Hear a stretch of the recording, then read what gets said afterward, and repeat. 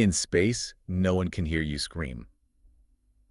You know that iconic line from the original Alien back in '79? Oh, yeah. Absolutely chilling. It just perfectly captures that core feeling of isolation, of vulnerability, It doesn't it? really does. That primal fear of being alone out there. But, beyond just the scares, Alien, and especially the prequels, Prometheus and Alien, Covenant, they dig into this really deep, kind of unsettling mystery. The engineers. Right. And these aren't just like your standard movie No, aliens. not at all. They're presented as this ancient, incredibly advanced species, and their look, their motivations, well, that's the big enigma, really.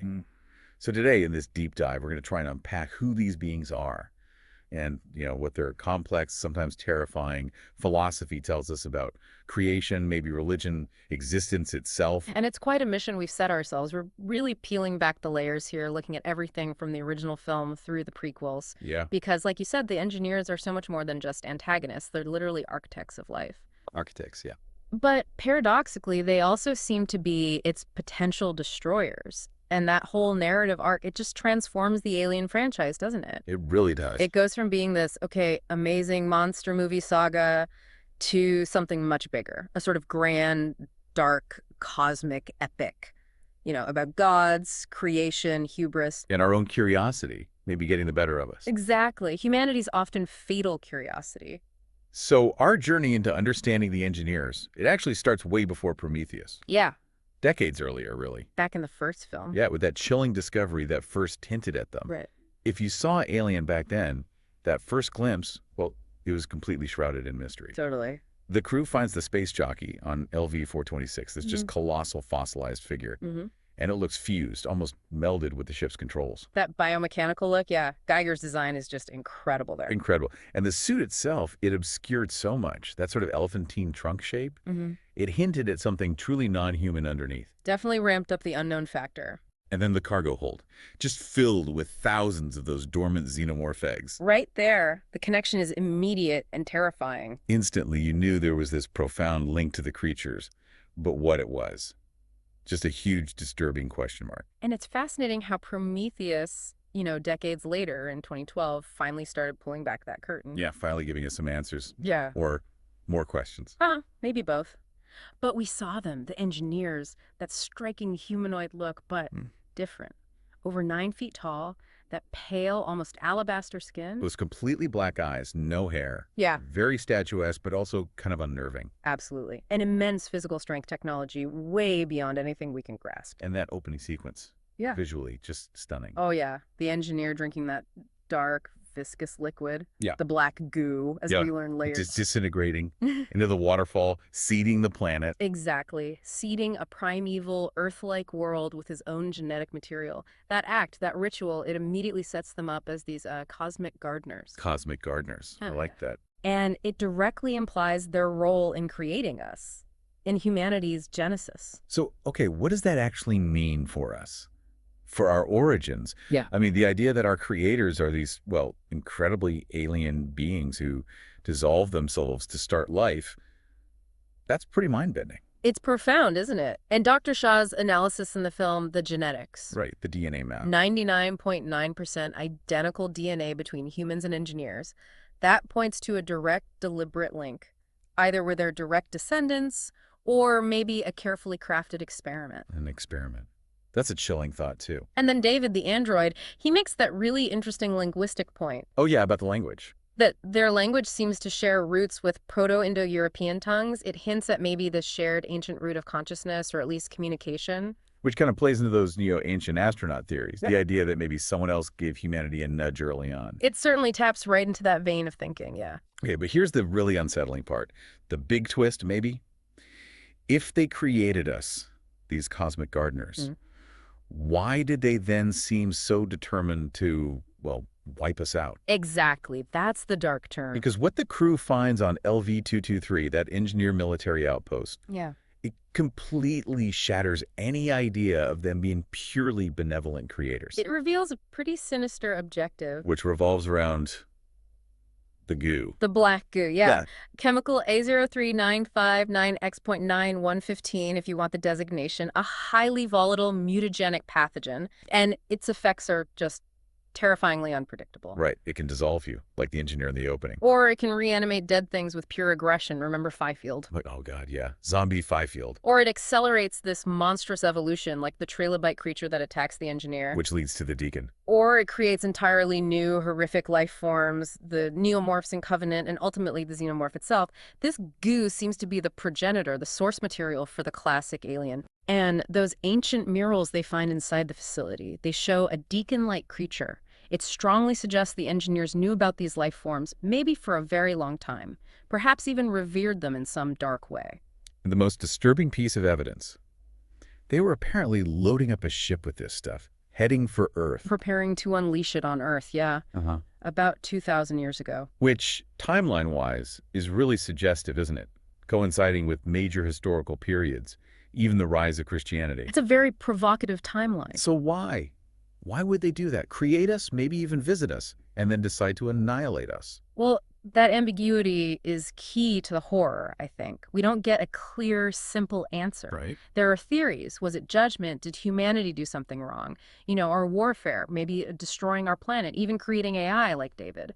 Or that theory about them sending an emissary, maybe the one who was crucified. A sort of divine punishment. Could be. Or maybe it's something colder, more chilling.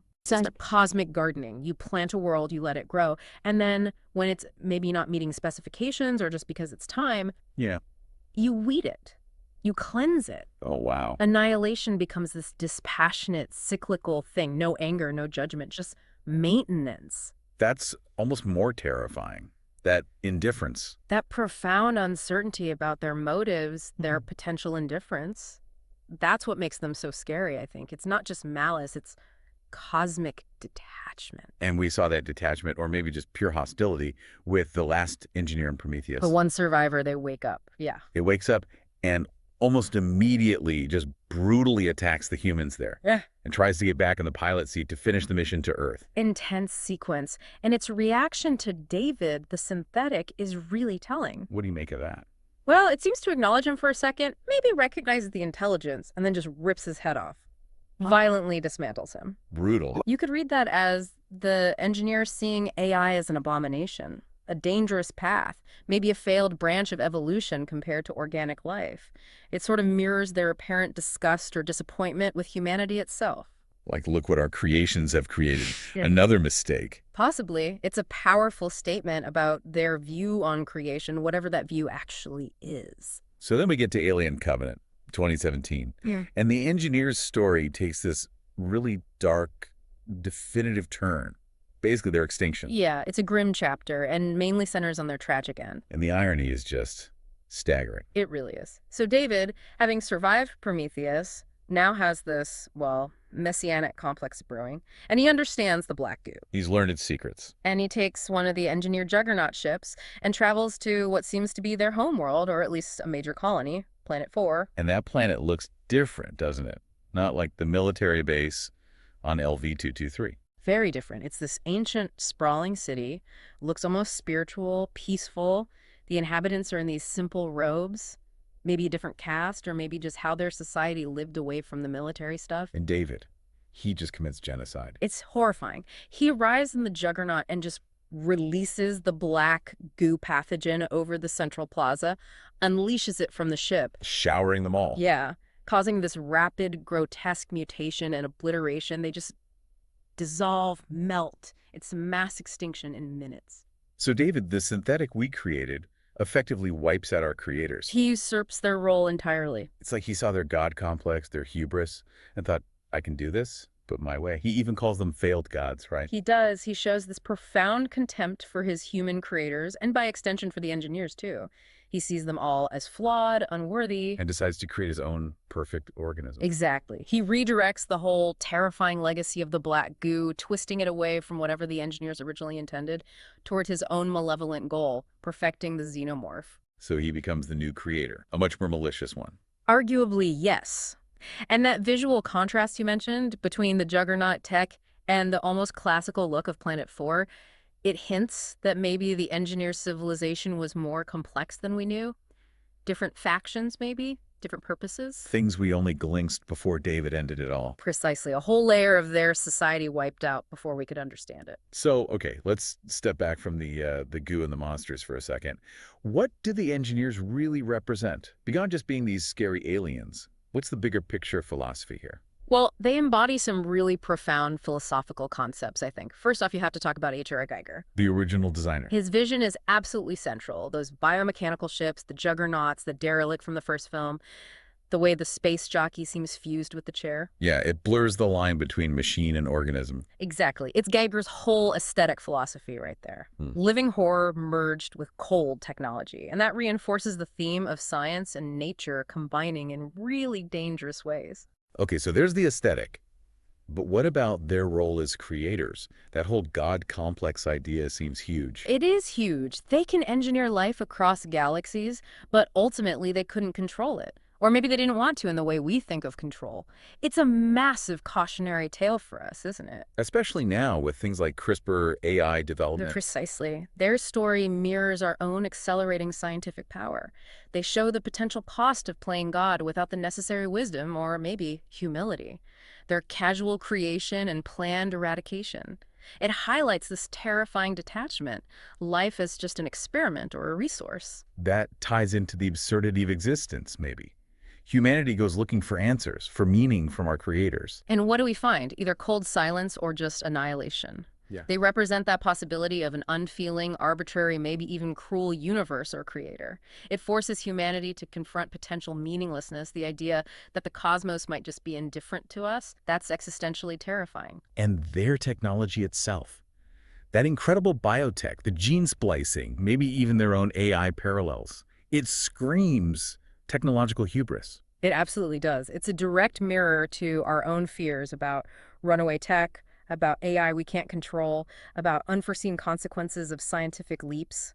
Their magic is just really advanced, dangerous science. It underlines that peril of having godlike power without foresight. And finally, you mentioned Prometheus earlier. The myth of Prometheus seems woven all through this, doesn't it? Deeply woven in. Humanity seeks forbidden knowledge, our origins, meeting our makers. We pursue that fire of creation. And just like in the myth, seeking that fire leads to punishment, to destruction. Exactly, we get burned. And the engineers in this reading become the vengeful gods, punishing us for daring to reach for their level, for daring to seek them out. So in the end, they're like this giant cosmic mirror, reflecting our own hopes, our fears, our ambitions. But ultimately reflecting back a cosmic indifference that might be scarier than any outright evil. Right. Wow. So to sort of wrap things up, the engineer's legacy is just incredible, awe-inspiring in its scale, but also completely terrifying. Architects of life, yes. Seeding worlds like Earth. But also the developers of the black goo, this mutagen that can cause utter annihilation. Their story is this amazing mix of horror, really smart sci-fi, and deep philosophical questions. Absolutely. And their existence, it forces you, the listener, to confront not just where we came from, but maybe how insignificant we might be in the grand scheme of things. Yeah, in this vast, maybe uncaring universe. If our creators are just detached scientists or fickle gods or architects whose plans include destruction just as much as creation, what meaning can we really build for ourselves, especially in a cosmos that might not care if we exist or not? And their own end, largely brought about by their own creations. First, the potential for the xenomorph via the goo, and then David using it. It completes this really tragic but philosophically loaded circle of cosmic irony. It's a profound and deeply unsettling arc. Well, thank you for joining us on this deep dive into the engineers of the alien universe.